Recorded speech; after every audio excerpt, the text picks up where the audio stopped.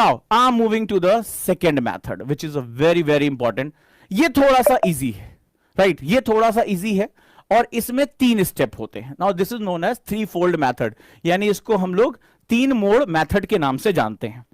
इसमें जो होता है इस अपने नेचर के हिसाब से, ठीक है, SQ3R भी आप कर सकते हैं, उसमें इन्वॉल्वमेंट आपसे ज्यादा मांग रहा है, 5 स्टेप मांग रहा है. इसमें 3 स्टेप होता है. फर्स्ट इसमें स्टेप जो होता है, अगर किसी को किताब को एक बार से ज्यादा पढ़ने की, पिछली बार वाले में क्या था कि किताब को एक बार पढ़कर या 2 बार पढ़कर हम नोट्स मेकिंग प्रोसेस पे पहुंच जाते हैं.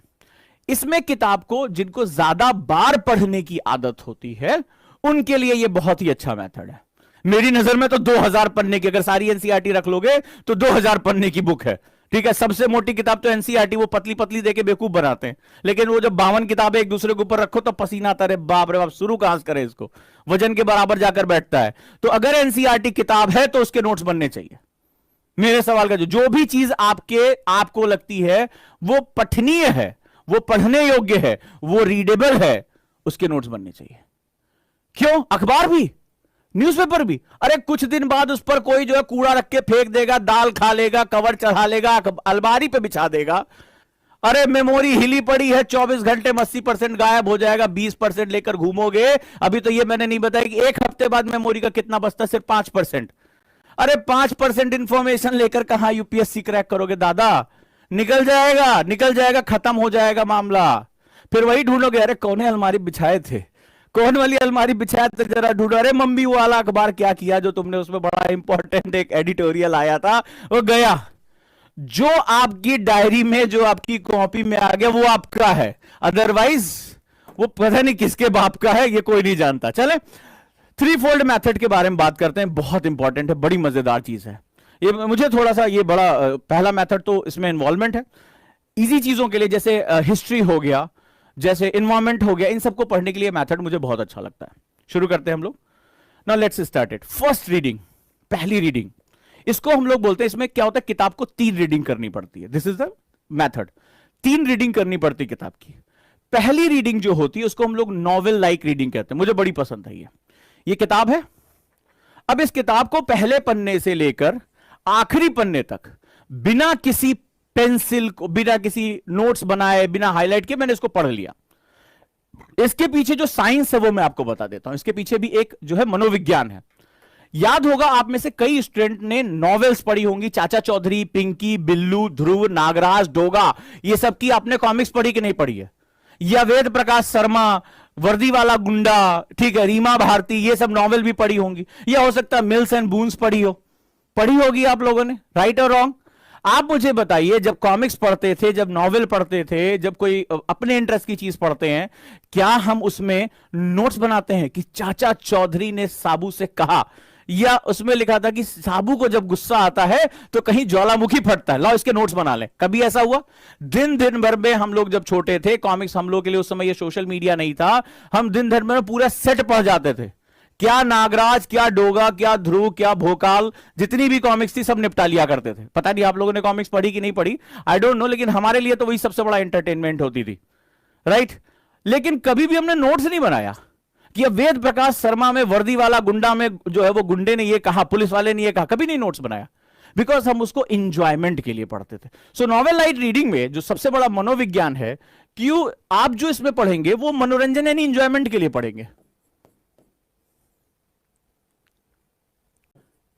इंजॉयमेंट के लिए, यानी मुझे किसी बिना फियर के पढ़ना है. याद है जब आप जो लोग कॉमिक्स पढ़ते थे, आप लोग मुझे बताइएगा कि आप लोग जब कॉमिक्स पढ़ते थे तो कभी आपको लगता था कि यार 15-20 मिनट हो गया मुझे पढ़ते हुए, आप बस जब तक कोई डंडा लेके नहीं आ जाता था तब तक उसको पढ़ते रहते थे. आज भी अगर आप आर्चीज की कॉमिक्स या कोई भी, अगर आप कोई चीज पढ़ने का शौक रखते होंगे, ठीक है, तो आज आप देखते होंगे आपको पता नहीं चलता समय का.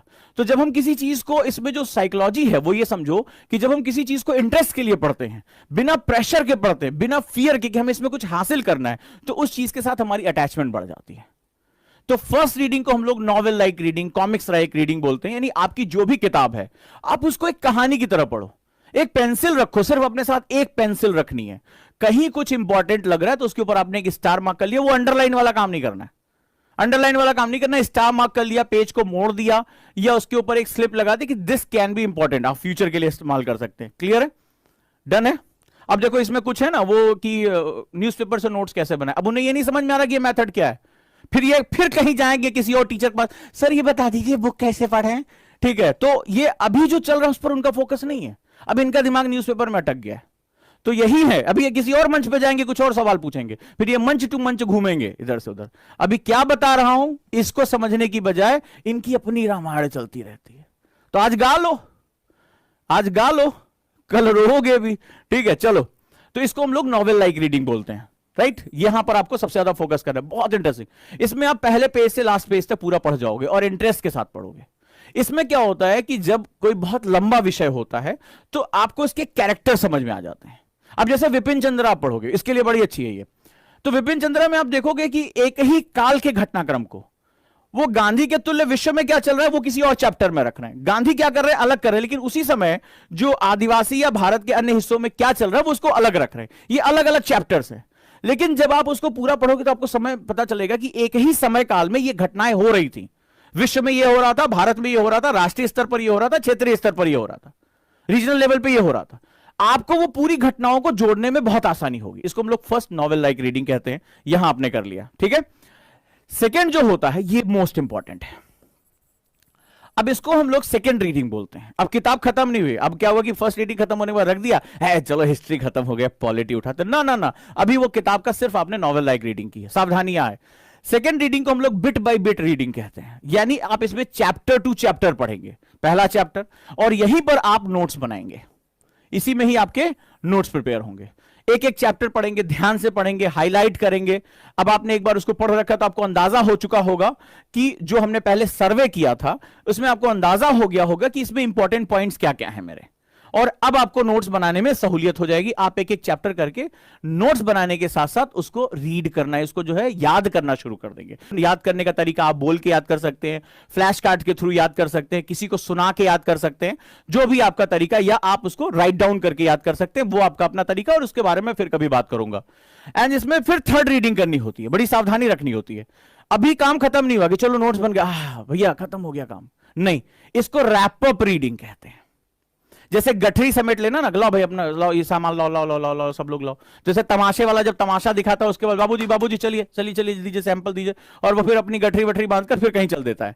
इसको रैप अप रीडिंग कहते हैं। और इसमें क्या होगा, अगर बुक्स को बहुत तेजी से फिर से पढ़ना पड़ेगा, बहुत फास्टर वे में पढ़ना पड़ेगा, क्विकली क्विकली क्विकली, और जो इंपॉर्टेंट पॉइंट्स नोट्स बनाते समय आपके छूट गए थे उनको ऐड ऑन करना होगा, और यहां पर इसको रिवाइज करना होगा। इसको बोलते हैं रिवाइज करना, जो हमने पहले किया था, यानी हमें उसको रिकॉल करना है। हमने जो पढ़ा 24 घंटे के अंदर या 48 घंटे के अंदर हमें उसको वापस रिकॉल कर लेना है, उसको याद कर लेना है।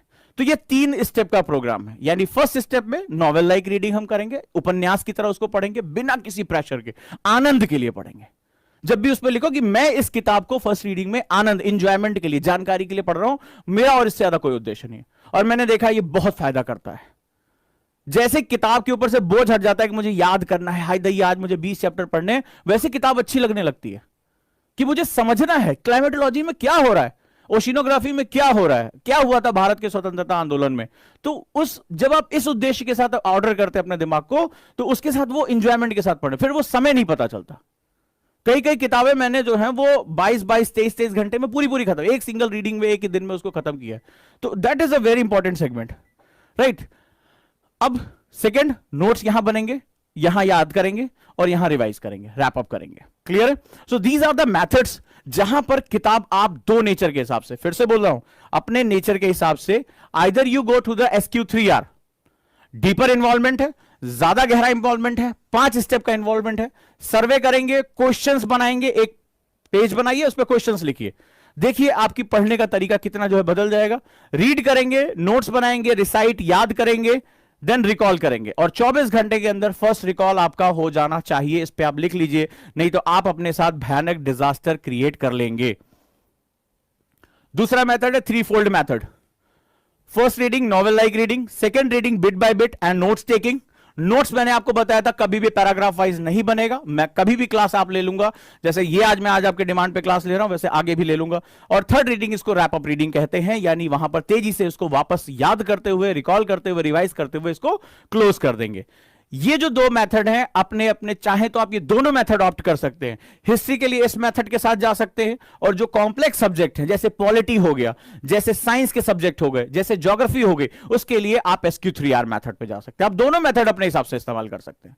क्योंकि हिस्ट्री में कहानियां हैं, हिस्ट्री में एक फ्लो चलता है, हम उसके साथ कर सकते हैं, हम इन्वायरमेंट में ये काम कर सकते हैं।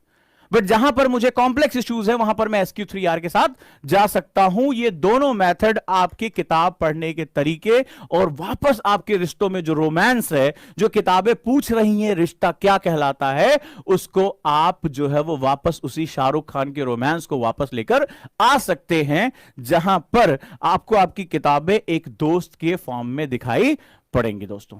और मेरी यही कोशिश है कि आप अपनी किताबों पर विजय पाना सीखें, मोहब्बत करें उससे। क्योंकि एक दुनिया में अगर किताबों पे जिसने अपनी मोहब्बत कर ली, उसके ऊपर अपना काबू पा लिया, वही लबासना आसानी से